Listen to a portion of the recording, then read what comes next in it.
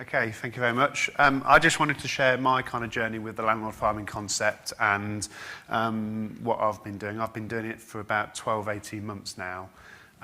Fully engrossed in it. I tend to spend a day, maybe 2 days a week doing it, including weekends. But it's not just about the news articles, there's a lot more depth to it. These are some of the sample newsletters that we pump out on a monthly basis. These get hand-delivered to every residential address within 2 towns that we're looking to target. So one distribution is about 5,000, which is an Evington one, just a very small part of Leicester. But the biggest element is our Wigston area, and that goes to about 12,000 residents, hand-delivered every month, printed. In the Wigston one, we do include our properties, so we do include specifically Wigston properties, so they do get to see what is on the market, but it is predominantly more about what's going on in the local area. So we talk about community events, and we're very heavily community orientated as a company. I'll come on to some of the examples about what we've done in the community, which kind of helps with the whole landlord farming, and we do get a lot of business off the back of the community events, and it's good fun for the staff as well. We do put everything on the Leicester Property blog, so that's the main blog site. We do that ourselves. You can go out, if you haven't got a blog site at the minute, you can get templates, you can do it, you can hire someone on People Per Hour, go on Fiverr, £50 and you'll have a blog site, but you can do it yourself. It is really, really easy to do a WordPress site. We link all of our blogs onto there. We also include the top 20 streets, which we've done, something that Chris has been endorsing. We've got an investor list section, so all of our investors or properties that we have that we specifically target for a potential buy-to-let, we assign a typical rent and then we assign the yield, so a landlord can go on and organise it by yield, and that's done automatically from our database onto our website, but also onto the Leicester Property blog as well. And we get on average 500 to 600 unique visitors per month to the yield section of the investor list. And it does prove particularly useful. We are just developing a similar version, but for first-time buyers now, so we can assign a typical mortgage payment for them so that they can have a look to see how much it's going to cost them as opposed to rent. And we're going to create more of a first-time buyer's guide, so that's in development at the minute for us. When I started to do the videos, and Chris said you need to get onto podcasts, and I listen to podcasts all the time, and I'm sure a lot of people in the room listen to podcasts, and I was a bit sceptical, thinking, well, who's going to listen to me on their mobile phone or sitting at their computer? But they do, strangely enough, and people do then comment or catch you in the street, oh, I listen to your podcast, I listen to what the top 20 streets are. So anything you do on video, just convert it into audio and stick it into iTunes. It's dead easy. If someone's doing the videos for you, you can easily strip the audio out from YouTube, so you can just get an MP3 file, and then you can put it into SoundCloud, link it in with iTunes. And if you don't know how to do it, I'm more than happy to help. Chris knows how to do it as well. But it's a 5-minute job to create a podcast yourself. You think it'd be some kind of witchcraft in order to create it, but it's not. But some of the stats, so this was the last year, we've had 3,374 plays of the podcast, and as far as I'm concerned, that's 3,374 people that probably wouldn't have heard about us, the property blog, or Knightsbridge as a company. So it's there working for me whilst I'm sleeping, whilst I'm talking here. And when you combine that with the YouTube channel, which has had about 60,000 plays of videos, it all works well.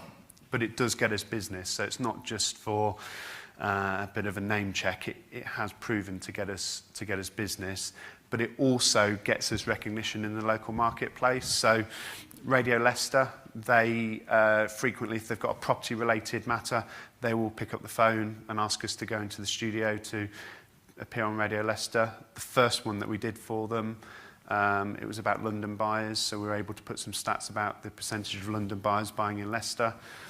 Someone came in off the back to value their deceased mother's property, and we won the business. 2% fee as well. And so it was a £180,000 home, so it was worthwhile. So free publicity for us with going to Radio Leicester. So I think we've been on 4 or 5 times now for that. And we also got asked to go on ITV to do with, they've just banned letting boards in the Leicester area as well. So we got asked to go on ITV News for that.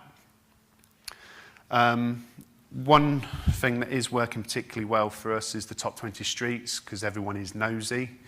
And you can call it top 20, top 30. We couldn't be bothered to do top 30, so we went with top 20. It was a bit easier. So we've done our key core areas, but we have the marketing to back it up. So we have a marketing company that we pay on a retainer basis that gives us a certain amount of hours. So they put all of this together in the same kind of designs. So when we are doing a top 20 street, so we will go and film, and just the week before it's released, we will hand deliver a leaflet to that street and the surrounding area. So because we want to very heavily target those people on that street to get that awareness. Again, we convert these into a podcast. People listen to them, even though it is more visual with it being a top 20 street and showing pictures of properties. People will still listen to it on a podcast, because if they're at the gym or if they're on the way to work, they're not going to be consuming YouTube sometimes. But I would heavily suggest, if you're not doing top 20 streets, do it, because it does work tremendously. This is our community involvement. So one of my dark secrets is that I volunteer to be the mascot for the Leicester Riders. So I get to dress up as a horse every week, which is good fun. But that was at one of the local schools that we support. So we do 3-4 events with that school a year. We do a careers day where we go in and talk to the children about careers. And usually we give them something to take away. So whether or not it's something like we did bottom right, where they had to draw it was a summer theme, so beach hut. And then they brought it back to their summer fair, and we had a judging competition where all the parents had to come and judge and vote for their best winner, and then we put them up in the window for a couple of days afterwards. So that's just an example. And sometimes what we will do is we'll take photos with the parents' consent with the mascot, and we'll email it through to them. So again, it's a way of data capture, trying to get their name, number and email address as well. Again, this is another example of a community event. So where we are, there's a place called Clown Park, and it's a bit like a mini London in Leicester, is what a lot of people compare it to. And this is their summer fair. So we did a raffle, just put together a basic hamper, so a £50 hamper, and we just raffled it off, £1 a ticket for, I think this one might have been for Rainbows, which is a local children's hospice. So I think we raised about £600 on the day. But again, it's that doing that thing, talking to people in the street. A lot of them are going to be your own vendors, landlords, but it's that recognition that you're not just there trying to make money all the time. You are trying to put it back into the community as well, and that does go a long, long way. Quite often, to attract people, we will get dressed up as characters. So we do own all of these characters now. You can buy them for about £60 off eBay. So they're about £60 to hire, so it's more cost effective to get dressed up as those if you buy them. Other examples, so we support Laos, so there's what's called a twilight walk, people walking around. Again, we do videos for that, so we link in with the hospice where we help promote it. We've just gone down to their local superstore to produce a video. But our big one is always at Christmas time, where we have Santa's Grotto in 2 of our offices. We don't charge the charity anything for it. We supply all the gifts. That's our donation to them, and we raise about £1,000, £1,500 a year, where we turn it into a grotto. But the next big thing that we do are the Santa letters, and I'm happy to share this with anyone. Share the artwork if you want to use it. But this is a huge success, where we get our database, the local audience, local schools. The children fill in the left-hand side letter, and then they come in and drop it into the post box, which is in all of our offices, and we write back to them as though it's come from Santa. We also take part with another local charity called Toys on the Table, which is children in social care, giving them presents at Christmas. So we act as a collection point, so a bit like Food Bank, but for presents at Christmas. We do about 400 letters a year for Santa. We don't charge anything for it, but it all comes together as part of the whole hosting Santa in the offices as well. This is the team where they get dressed up, so they get fully into the spirit. Another character that we own is Olaf. But moving back on to more of the landlord farming, so we regularly do our investor evenings, landlord investor evenings. We get anywhere between, minimum we've had is about 20. We've had about 60 people turn up to the biggest one, which was the bottom right. We did do them every 3 months, but found that was too frequent, so we've changed it to every 6 months. Sometimes we will get a speaker in. So we had Chris in at the last one, where he did a bit of analysis on the Leicester property market, badged Chris up as a property journalist. But other times we will just do a legal update ourselves, give them enough information, but not too much, so then they want to come back and ask more and more questions. But we'll also hold back certain properties. So it's a marketing tool for your potential sellers. Say, look, we're going to have a bank of investors on the evening. Would you like your property to be launched to them? So on the next one, we've got our first lot of overseas properties that we're launching to them. So that's going to be a big, and that's on the 29th of November is the next one. So we hire a dedicated room. We used to do it in the office, but it was too small. So we hire a dedicated, bit like this, with refreshments on offer. Comes across as being a bit more professional, and since we've been doing that, the perceived quality and value that the landlords get out of it, it seems to be higher as well, because they're, rather than going to your office, they seem to be going to a more organised event. And then that brings us on to Love Oadby. So Love Oadby is something that we started around August time, I think it was. So it's not been going too long. So that's the Love Oadby website. We have Love Wigston as well, and we're going to have Love Clarendon Park and Love Leicester, but we're learning our mistakes as we go along with Love Oadby and Wigston first of all. So what Love Oadby is about is just promoting. It all started listening to 5 Live in the morning. Mary Porter's the Queen of Shops, where she said, don't moan about what you haven't got, celebrate what you have got. And that's what we say that we're going to do with Love Oadby. So we want to celebrate the local coffee shop, we want to celebrate the schools doing well, we want to report upon the fact that you couldn't get through the main town when there's a big water leak, which kind of happened at the same time with us. So we have the Love Oadby website, the Facebook page. We promote it for our newsletters as well, because we want businesses to contact us to get in to help make our job a little bit easier. We've got stickers, so a lot of the shops in Oadby have got the Love Oadby sticker that's in their front window, and we've even got little badges that customers come in and collect as well. So, and they're going to be given out at Christmas as part of the Oadby Christmas light switch on. Within the first week of Love Oadby starting, the main road going through Oadby had a water leak, so the whole road kind of erupted in the middle. It's been about the 4th time it's happened in 2 years, so it was a great way to start the whole Love Oadby campaign, so that's what helped get it traction. So, and then we just go around to local businesses. So the top guy, he just sells ice cream. Quite grateful of a video and a bit of awareness. It's not costing him anything. And he gets a bit of recognition, and people actually go in and use his shop now. So we're kind of doing our bit for the community there. The bottom right, this is to do with mental health. So they're doing this scheme called the Community Harmony Scarf, where it's knitting basically bits of fabric together. It's all to do with raising mental health awareness, and they want to wrap it around the Walkers or King Power Stadium as a bit of a feature. So we're hosting that. So we've created a whole Love Oadby section, and people come into our office to add the ribbons to the actual scarf as well. And that again moves around the Oadby, and we're going to start a Love Wigston version of it as well. But again, whilst that lady, Caroline, she's out and about. She's helping promote. We'll go and see Knightsbridge, go and add to the community harmony scarf. And people do, they come in, they can write why they're adding to it, so if there's a reason for it. But again, it helps bring the community together.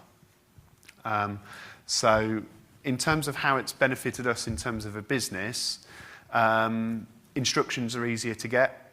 Certainly, we've just won 2 brand new build instructions. They were at full 2%, didn't negotiate on the fee. That's worth £14,000 to us. We've just won another 2 brand new new build instructions at 1.5%, and then he did try to negotiate. But when we said, no, we're not your agent, if you want a cheap fee, go and find someone else. But you know what we'll do, what we say we'll do. And he said, well, I know that because I keep watching all your videos, I follow you on LinkedIn. So just keep putting that content out all the time does make a difference. So it makes it easier to not have to try and negotiate with clients as well. So hopefully that's been a little bit of an insight, but if there are any other questions, happy to answer any questions. If you want any of the templates, more than happy to send the templates over. If there's one thing you do the Santa letters, because it won't be great this year, but it'll be great the year after, and year after that, and year after that, and it'll just snowball, and you'll get all the same kids coming back year after year after year, coming to pick up their letter and go to the post box. Stay where you are. Right then. Questions. Can we go back on the presentation? Let's go through each screen and we'll see if you guys have got actual specific questions, because that's what you're here for. Okay. Questions, anyone?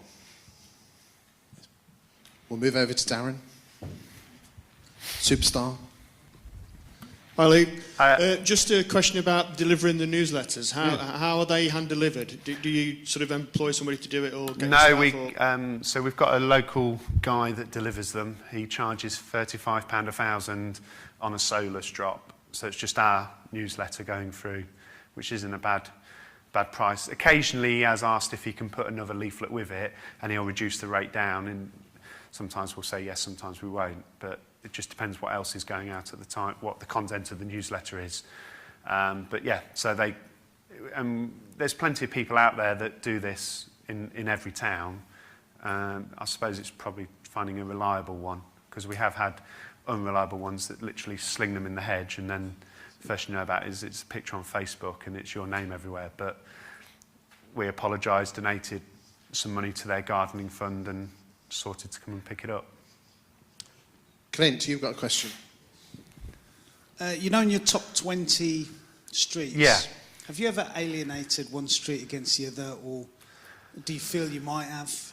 No, I think sometimes I'm the worst person for trying to overthink things and think, oh, if I think this one's better than that street, and in my mind I think that street's better than that street, but we're only talking typical average. So who decided the best streets? Was that Zoopla. Okay. Just look at Zoopla and what the Z index is, and that's really, well, that's in terms of most expensive, but then you could do the one where it's to do with most desirable, which is the number of transactions as well. So you've got 2 options. And then we're going to do the first-time buyers version, which is from the cheapest as well. Cool, thank you. Simon, hi. Just a quickie. Microphone, hand. Just a quickie, with microphone in hand. Have you got a dedicated member of your office at Knightsbridge that does all of this lot for you, or is it just a team effort? Because what you've just described seems to be a full-time job. Yeah, we employ a part-time marketing lady, but she primarily does our estate agency marketing, not so much of this. So she works 20 hours a week, so not a lot, £8 an hour. So again, not extortionate rates. The person that puts this artwork together, so we pay them £300 a month, and they give us 20 hours, I think, roughly, for that. Sorry, so that's outsourced. Yeah, so we found them on people per hour. So I can't remember where they're based. They're based in the UK, though. But after a while, they then got an understanding for our design concepts and everything else. So you're not having to explain yourself every time you want something made. They know the kind of look and feel that you want it to be, which is sometimes half the battle. Anyone else? Oh, Alan. Hi, Luke. On, pardon? Hi, Luke. On the Oldby campaign, Yeah. the Oldby campaign, you said you've tried a couple of other areas. Is there an optimum size of area that you would hone down to? So, like in my area, it's Wigan. Yeah. It's probably split into 6 core postcodes. Yeah. So instead of Love Wigan, it's quite a large conurbation. Yeah. But maybe just pick one postcode, Love Shevington or Yeah, Standish. yeah. So it's about trying to make it more tailored and personal to them, because I was a little bit sceptical to think, not for Oadby, because you just get the feel that everyone loves Oadby that lives in Oadby. But when we went to Wigston, which is literally a mile and a half away, there doesn't seem to be the same kind of appreciation. But there is. In fact, there's probably more love for Wigston than what there was Oadby, which really surprised me. I think when it comes to choosing an area, where all the yummy mummies live are... Did you want to chat? Who? Yeah. And we're going to touch on that in a bit, but let's... It's sort of going back to the newsletter again. I'm sort of just querying your return on investment, because if you're chucking out 17,000 newsletters every month, you're paying someone part-time, can you actually see what you're spending and what you're bringing in as a result of that spending? Yeah. Because for the little people, that's a lot of money and a lot of time. Yeah, we didn't see the return for 6 to 9 months, but when we're not having to defend ourselves against lower fees, so on sales we're getting 2%, and that's not all the time. I'm not suggesting we get 2% all the time, but where we can we'll get 2%. But we've risen our average fee from, say, this time last year by about £800 a unit on a residential resale. And landlords, equally again, and it's not on its own, we've done it with other things. We've increased our average commission from 8.5% to 11.5%. Brian from Southampton. Thank you, Christopher. Luke, you had the Love campaign. How long do you think it takes to get that up and running, and how much work is involved in that? Well, I did the website and Facebook page whilst I was on holiday. So you look at it, it's a lot of work to get it going. So you're probably looking at a week of work to get it all up and running. And then once you've got things ticking over, half a day a week to just look at it. But the idea is you want people feeding you, rather than you having to go and find the information all the time. That's why we ask people to just keep sending stuff in to us. The Love Wigston, Love Oadby, Love Chelmsford is Digital Mayor, which we will come on to this afternoon. And Digital Mayor, for those of you in the room that haven't been watching the Facebook groups, because I keep banging on about it constantly, is not only talking about the property market, but just you love your town so much that you want everyone to live there, work there, and invest in there. So you put the core of it is still your articles, but what you're also, and you're still great buy-to-let deals and houses that people should live in, but also going to the ice cream parlour, going to the baker and finding out, what do you love about your town? Why do people want to live here? Why do people love shopping at your shop? And, you know, I'm going to share with you some statistics later on. This gentleman here has 25% of the population of his town listening to him 18 minutes a week. Just hit that one again. 25% of the population of this gentleman's town is listening to what he has to say for an average of 18 minutes a week. We call it the BBC van effect.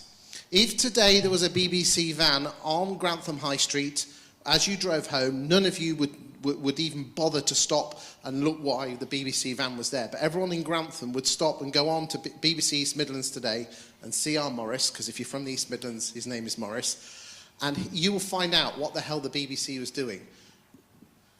Luke, you actually had the MP of Oadby ring you up and want to be on Love Oadby, didn't you? Yeah, I was going to mention, it had only been running because one of his kind of aides or helpers lives in Oadby. So he got in contact with us and said the MP wants to support the Love Oadby campaign. He thinks it's great. Again, for him, it's good publicity to help support the high street, get get the backing of the voters, but equally we benefit from his social reach as well. So he's going to be the first, when we do Love Oadby TV, which should be later on this month, if not early November, then it will be, he's the first guest on there. Okay, so in terms of actionable points, if you want to almost set your stall out ready for the 2019, my advice is, number one, is that you go and set up a Facebook page called Love, and then the name of your town. So in your case, Love Oadby, Love Wigston, Love Leicester, Love Grantham. If there is already somebody with that, there are other options like living Grantham or loving life in Grantham or something like that. And if you want to pick the phone up to me and run a few ideas, then please do so. And in a nutshell, what you are going to do is check out your articles, but then you're also going to go and interview people, shopkeepers in your town, about why they love their town. You're not doing a promo video on their business, you're doing a promo video of why they love working and why people love their business and what their favourite sandwich filling is. I mean, Luke, you went into one and you were talking to the ice cream guy and you were asking what the favourite ice cream flavour of someone in Oadby. Yeah. None of us in this room could give a flying what's name about what the favourite ice cream flavour is, but everyone in Oadby seemed to care, didn't they? Yeah. I know, it's daft, absolutely daft, but it works. Any other questions of what Luke has done? Podcast questions? Oh, here we go. It's like Challenge Annika. Yeah. If only I could be as slim as her. The events that you hold for landlords and investors, did you do that when you were more recognised, you know, after a period of doing a load of videos and putting yourself out there, or no, you just got on with it? We just got on. If anything, we started the videos at a similar time when we started the landlord events, and we just then used our database to actually speak to clients to get them to come and have a look. It's the first time we did it, we sent out postal invitations, which was quite expensive to do, and it was just easier to and more cost effective to actually pick up the phone and have a conversation with them. Do remember that I've got a PowerPoint presentation that you can use if you would like a PowerPoint presentation you'll have to make, and if it is of interest, I do offer my services to do the speech, but to be honest with you, I'd rather you lot do it. Cheers, Chris. Quick one for you, Luke. The Christmas Santa promotion you're on, how soon do you put that on? How far in advance do you start that going? Some of it's dictated by your local towns and when they're maybe doing a Christmas light switch on. So Oadby do theirs on the 11th of November, which is really early, but that's where it coincides. So that's when we host Santa. So it's dictated by there. Clanham Park is dictated by what they call the Christmas Fair, which is on the 2nd of December this year. But is it sort of 4 or 5 weeks, is that what you're saying? Yeah. Yeah. Yes, in the next 4 or 5 weeks, but you've got time to get going on it. And it's year one, we didn't get a lot of traction on it, but year 2, year 3, so this will be our 4th year of doing it now. You're getting the constant recognition, or you're even getting kids coming in and some, this is where I came to see Santa with their parents. So hopefully then reminds their parents about what we do in the community. Okay. And just for my benefit of my friend here, Simon, what was the favourite flavour of ice cream? He's dying and itching for that answer. I think it's Ferrero Rocher, wasn't it? Yeah. Cheers. Okay, any other questions? Joanne? Hello. I just wondered, your Love Oadby website and these leaflet drops, do you do leaflet drops in the same area? Yes. Or are they two? Because I don't know this area. Yeah. So the leaflet drops. We don't drop Oadby. We drop Wigston because Wigston is an office that we're trying to develop further. Is that far from? Mile and a half. Oh, mile and a half from Oadby. So the reason we're leaflet dropping Wigston is because that's an office that we're trying to develop and build at the minute. Right. So we're putting the resources into that. And how often are you doing these leaflet drops? Once a month. All right. Okay. Once a month. Thank you. My personal opinion when it comes to newsletters is that if you have a finite amount of budget, I would rather you focus on social media first and make yourself the kings of social media than spread your budget around with a bit of social media and a bit of newsletters. I do know some of you in this room still do newsletters, but only print them off in the hundreds and use them for touting, door knocking, and delivering to solicitors and accountants. Okay, remember that's a big one. I think we've forgotten about that. If you are going to do newsletters, send one out to every single solicitor, not the practice, but the individual partners. Send one out every single month with a post-it note saying, thought you might be interested in this. And then after about 2 or 3 months, send them 5 or 6 saying, every other solicitor has asked for extra copies of these. I didn't want you to miss out. And then eventually, I did actually have one client that got a solicitor to pay for it all by creating a newsletter where they paid for a A3 folded to A4 to be delivered to every single house in the locality. And it basically paid for me, it paid for the printing and the delivery, and all the solicitor got was the back half page of the A4. Because basically it's like a Trojan horse, a property newsletter. If a solicitor will go wild if you can have that sort of coverage and people will read it. So just a thought, consider getting accountants and solicitors. If you want a little bit more detail on that, give me a call. Okay, any other questions? Oh, got one over here. Follow me. Yeah, it's like Janica. Follow the... Shh. Yeah, like this. Yeah, I'm glad we upgraded the AV package. Nice for you to join us, Steve.